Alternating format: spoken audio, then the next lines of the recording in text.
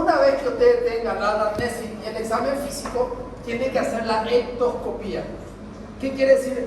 ¿Qué es lo que ustedes, un resumen de lo que ustedes ven? Esto yo le voy a pasar a ustedes, así que no se preocupen, ahora mismo le voy a pasar.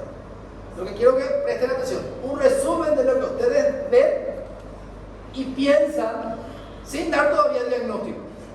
¿Sí? Entonces, y esta es la oración que ustedes van a ir viendo. Paciente de sexo masculino o femenino, de edad, tienen que poner su edad, cuya edad biológica coincide con la biológica. ¿Qué quiere decir? Ahí, ustedes pueden poner cuya edad biológica no coincide, cronológica es el tiempo. ¿Sí? Tipo, tengo 17 años, ¿verdad? Eso es la cronológica, ¿verdad? 17 años y me veo de 17 años. Entonces, paciente cuya edad biológica coincide con la cronológica coincide con la biológica.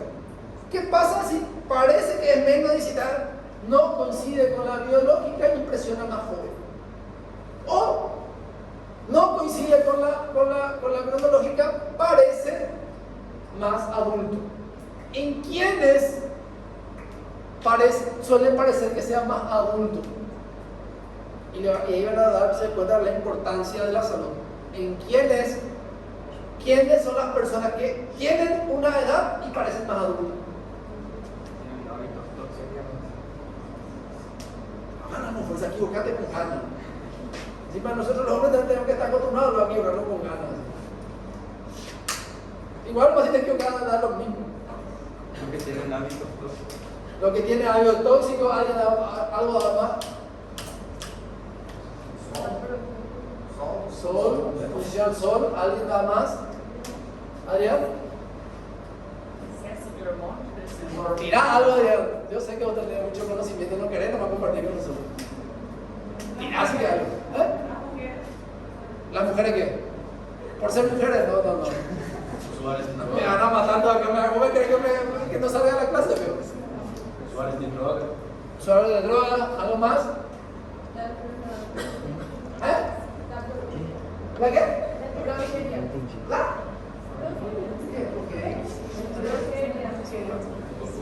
Pues no me acuerdo. Las enfermedades genéticas, ¿algo más? Desorden hormonal, ¿algo más? Falta de sueño, ¿algo más?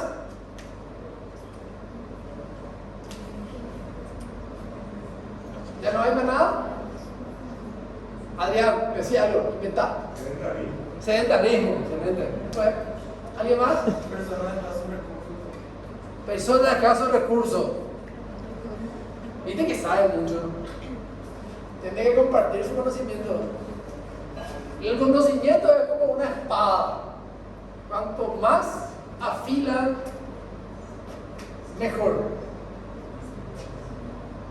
Toda situación biológica o patológica que esté alterada en el paciente va a hacer que él se vea más viejo. Por eso sabemos que la persona que tiene tanta edad y parece más viejo, probablemente tuvo mayor exposición a situaciones que hace que su organismo se desgaste más.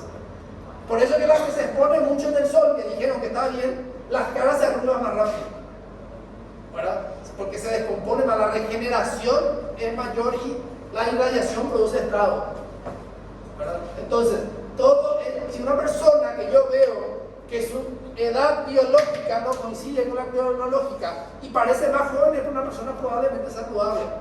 Obviamente que tengo que ver el contexto completo. Pero si es igual, sigue siendo probablemente saludable. Pero si es mayor, tenemos que buscar alguna patología que haga que envejezca más rápido. ¿Se entiende? Entonces, eso son las opciones. Que parezca más joven, que parezca más viejo o que coincida. Y después, estado de conciencia. Tengo que poner. Paciente puede estar lúcido, somnoliento, estuporoso o en coma. ¿Sí?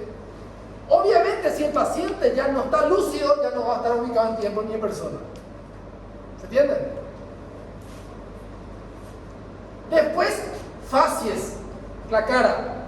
Si en la cara no veo nada alterado, digo facies compuestas, o sea, está todo bien. Si está alterado, digo facies descompuestas a expensa de. Si tiene Cushing, cara de luna llena.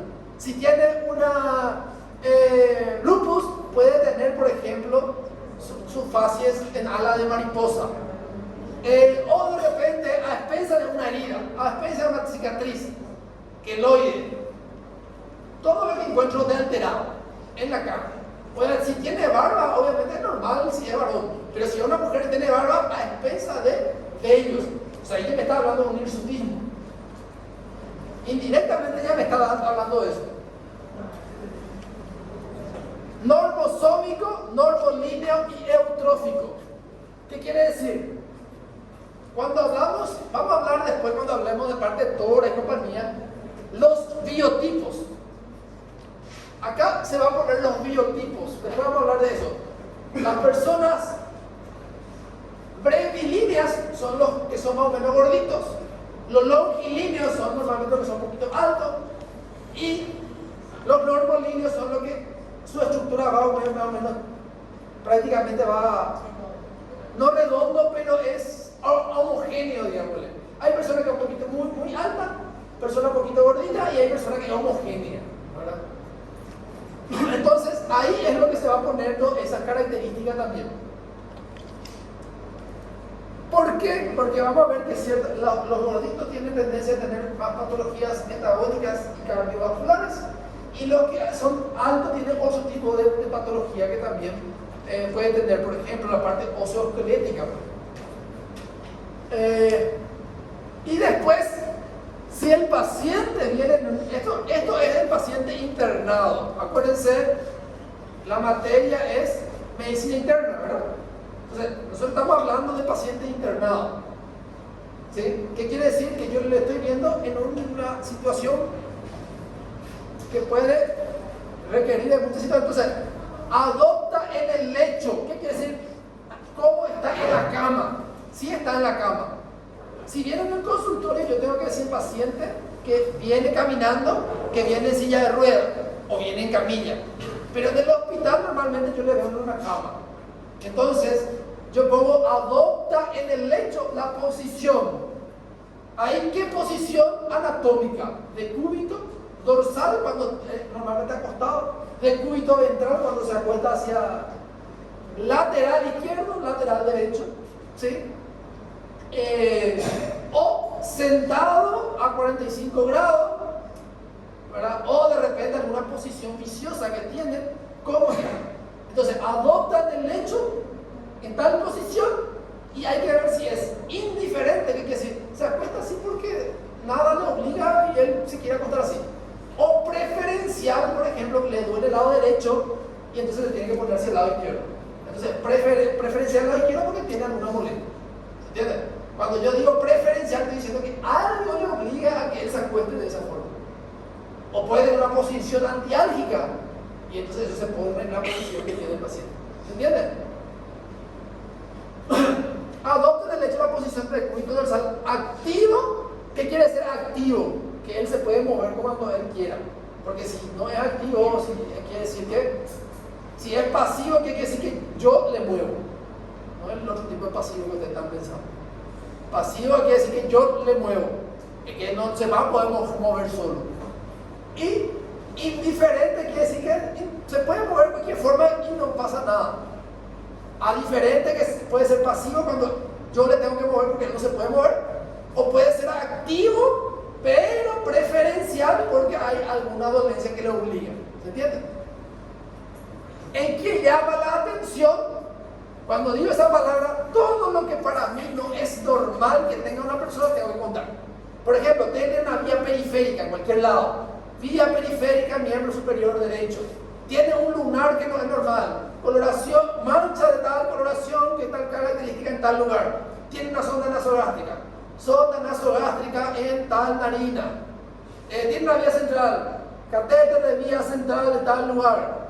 Y todo lo demás. ¿Sí? Todo lo que le llame la atención. ¿Entiendes? Que para usted no es normal.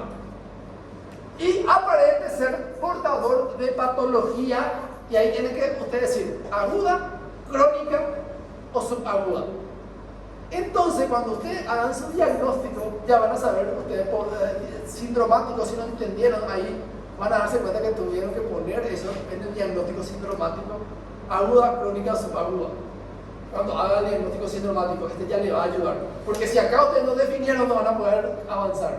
Van a tener que definir, le obliga a definir si es aguda, subaguda, crónica, y le ayuda para hacer el diagnóstico sindromático. Entonces, con toda esa ectoscopía, después de hacer todo eso, la ectoscopía, después de hacer esta ectoscopía, yo me voy a hacer el examen físico. Esto entra anamnesis, ectoscopía y después examen físico. La ectoscopía es lo que yo veo. Todo lo que yo veo, esa es la ectoscopía. Y después me voy al examen físico. Entonces, la ectoscopía es como un resumen de lo que yo veo con lo que yo ya sé del paciente. ¿Se entiende? Y después me voy examinando y con esto llego a hacer la hipótesis diagnóstica. La hipótesis diagnóstica se divide en topográfica, sindromática y etiológica. Para uno poder razonar, tenemos que por lo menos saber la topografía. ¿Qué es la topografía? La parte anatómica. Entonces, cuando yo digo sindromático, por ejemplo, dolor, fiebre, edema, ¿verdad? Entonces yo puedo decir, sindromático es el dolor. La topografía es cabeza, solo para cambiar. Entonces, sería entonces un síndrome doloroso de la cabeza. Pero yo puedo solucionar esto en una patada y ser más científico. ¿Cómo se le llama al síndrome doloroso de la cabeza sin decir síndrome doloroso de cabeza? Cefalea. Al yo decir cefalea ya estoy dando un diagnóstico sindromático y topográfico. ¿Se entiende? Entonces, algunos diagnósticos sindromáticos ya incluyen al topográfico. Entonces ustedes traten de hacer este ejercicio. Topográfico, ¿dónde? Sindromático, ¿qué? Y, por ejemplo, el síndrome coronario, ¿dónde es su topografía? ¿Dónde está el corazón? ¿En qué región anatómica? Cuando ustedes estudian anatomía, yo soy medio sordo, ahora entiendo por qué los docentes antes era sordo y no lo escuchaba. Yo soy medio sordo, tengo que hablar fuerte y no lo escucho. ¿Dónde está el corazón? Qué difícil, primer año de medicina. ¿Dónde? ¿Dónde está el mediastino? Algo grande tiene que siempre ustedes decir. Ustedes no rindieron anatomía oral, por eso es lo que no saben. Algo grande. ¿Qué es lo más grande? El tórax. Dentro del tórax, ¿dónde está el mediastino? Dos preguntas. Si es 5, nosotros era así, nuestro examen oral. Voy a entrar con 5 puntos, puedes salir con 5 puntos. Cada pregunta que te hacía el docente era una pregunta. Entonces, si te preguntaba dónde está el corazón en el tórax, un punto ganado. ¿En qué parte del tórax? Mediastino, otro punto ganado. Y ahí sí comienza ya lo más fino. Entonces, tercera pregunta. Está en el tórax. Entonces la topografía es del tórax.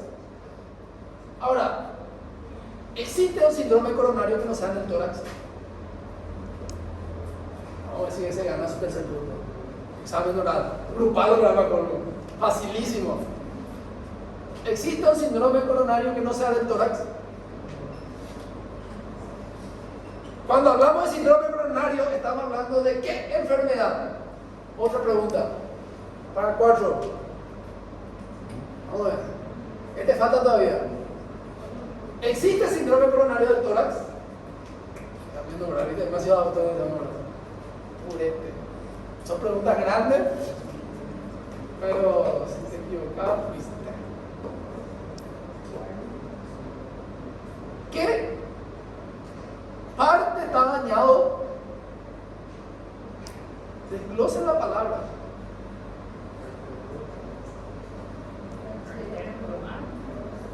La arteria coronaria.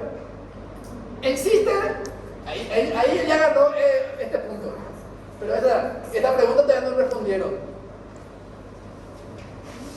¿Existe arteria coronaria en otro órgano? Viste que era fácil la pregunta. Solo el corazón tiene arteria coronaria. Entonces,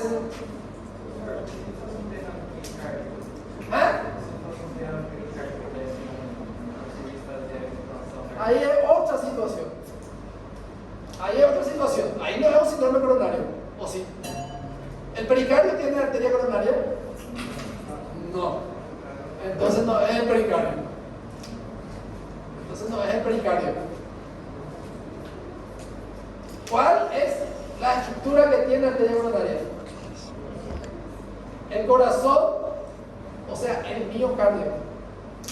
El miocardio es el que está irrigado por la arteria coronaria. El miocardio está irrigado por ¿cuál arteria? Ahí sí está complicado. Ese es para el 5. Y ese sí responde, es el 5 de tu pregunta. Si yo era profesor de anatomía a ustedes, ese iba a ser su destino. ¿Se imagina que nunca planean a como profesor de anatomía? Ni los alumnos ni los directivos. Esa es una pregunta para el 5, de anatomía. Entonces, ¿qué es lo que me dicen eso? ¿Para qué yo le fastidio con eso?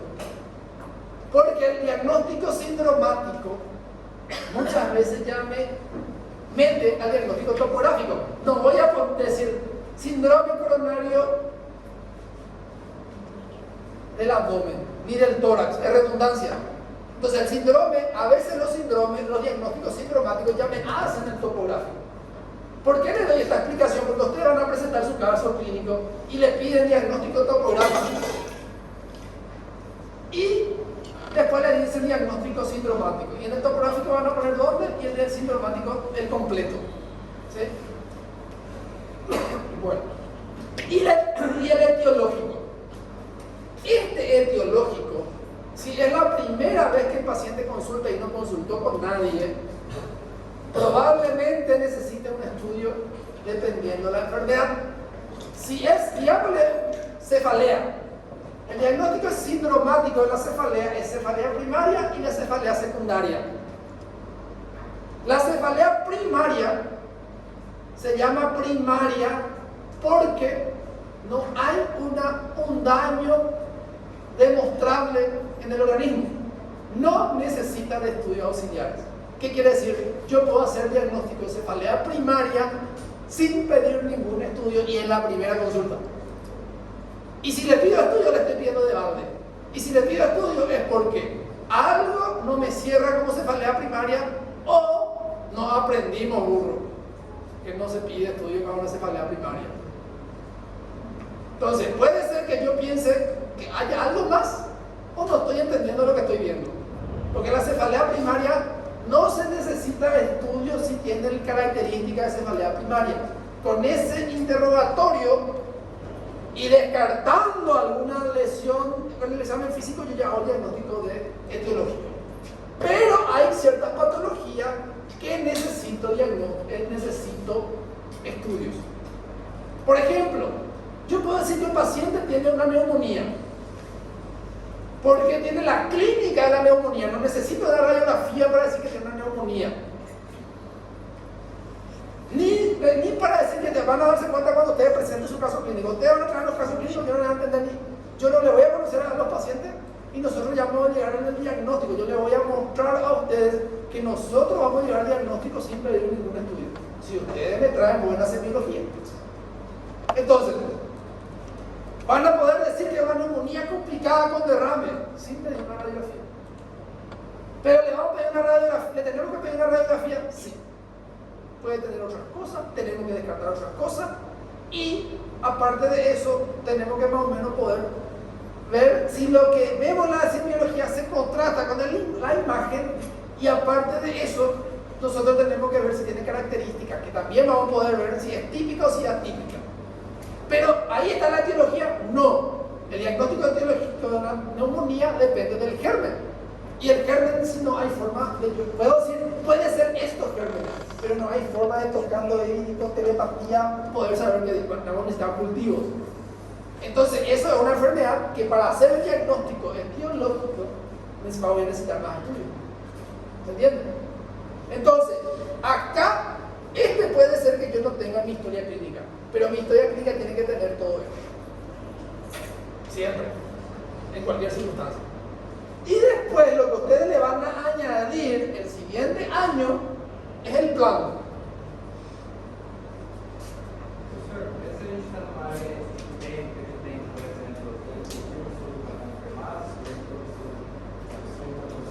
De ahí la importancia de conocer la patología y de conocer la epidemiología. Lo que dice el compañero, si yo estoy en una área epidémica de dengue, ¿necesito pedir la serología sí o no? Depende de lo que el ministerio dicte en ese momento. Como médico yo siempre voy a querer algo confirmado 100%. Pero para el dengue existe casos sospechosos y casos confirmados desde el punto de vista epidemiológico. ¿Por qué se hace eso? Porque si todo el mundo tiene dengue, lo reactivo no va a dar y no se le va a poder hacer todo y van a colapsar los laboratorios. Y si camina como pato, nada como pato y hace papa, no voy a buscar un elefante. Entonces, desde el punto de vista del nexo epidemiológico, el diagnóstico de dengue se puede dividir en sospechoso, ¿verdad? O confirmado desde el punto de vista epidemiológico o confirmado desde el punto de vista serológico. Que eso, cuando den con Carliño, creo que ustedes dan la parte de infecto donde le va a hablar todo esa del dengue sí. ¿Entiendes? Entonces tu pregunta es, la respuesta es, lo ideal es pedir para hacer el diagnóstico etiológico definitivo, pero sí se puede hacer desde el punto de vista del nexo epidemiológico. Que mi vecino, mi familiar tiene y yo tengo los mismos síntomas y no se puede hacer. Para las enfermedades que son infecciosas. No para las crónicas, ahí ese sí no. Para la enfermedad infecciosa como el dengue, el COVID y demás.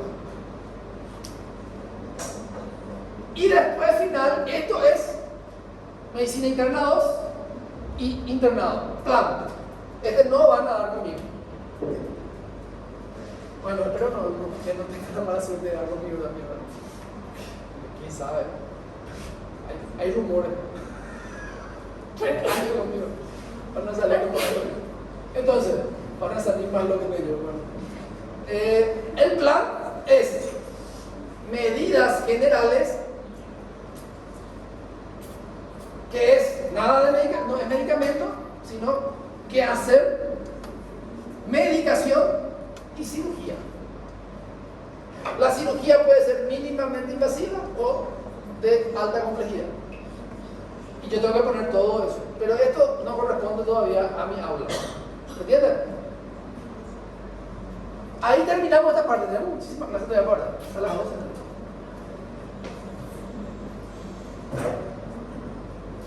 ¿Preguntas hasta aquí?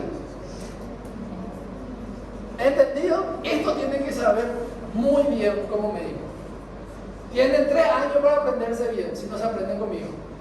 Lo básico para aprender tiene 1 año, pero tienen 3 años para aprenderse bien.